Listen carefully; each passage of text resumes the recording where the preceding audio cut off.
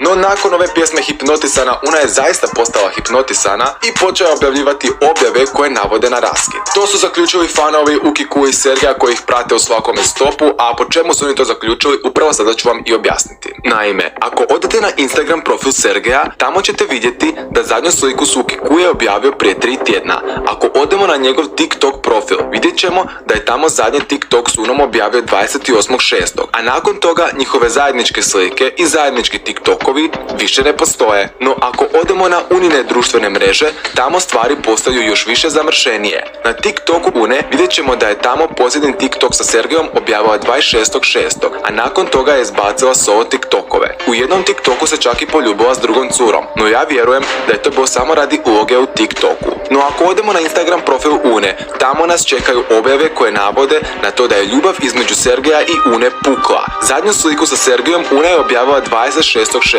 a zadnjih par objava na Uninom profilu su vrlo depresivne i tužne, te navode na raskid. Tako je na jednoj objavi Una napisala: ponekad poželim da sam hobotnica, kako bi mogla ošamariti više ljudi odjednom. Nakon toga slijedi objava sa slikom plišanog mede, a u opisu objave piše: ali nemi lutak ravnodušno gleda staklenim očima. Srce se izgubilo ispod pliša, utonulo u ništa. Na ovoj slici nešto dogodilo između Sergeja i Une, te da njih dvoje više nisu zajedno.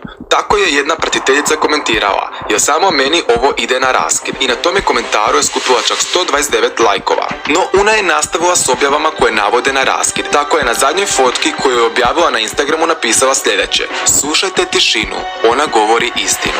Činjenica je da Una u posljednje vrijeme često objavljuje videe sa novim prijateljicama koje su je po svemu sudeći cimerice, a Sergej se trenutno nalazi u Bosni te snima videe sa svojim tatom, što navodi na to da su Una i Sergej se razdvojili, te da trenutno više ne žive zajedno. A i poslušajte zadnji Sergejov cover. Riječi ove pjesme također upućuju na prekid. Lakše mi je sad kad znam da nije mene dušo ubilo vino rumeno. Ubila me ljubav tvoja nevjerna, jer si prokleta. Ni od Une ni od Sergeja nema službene objave da su njih dvoje prekinuli, već samo ovako se to može natuknuti preko društvenih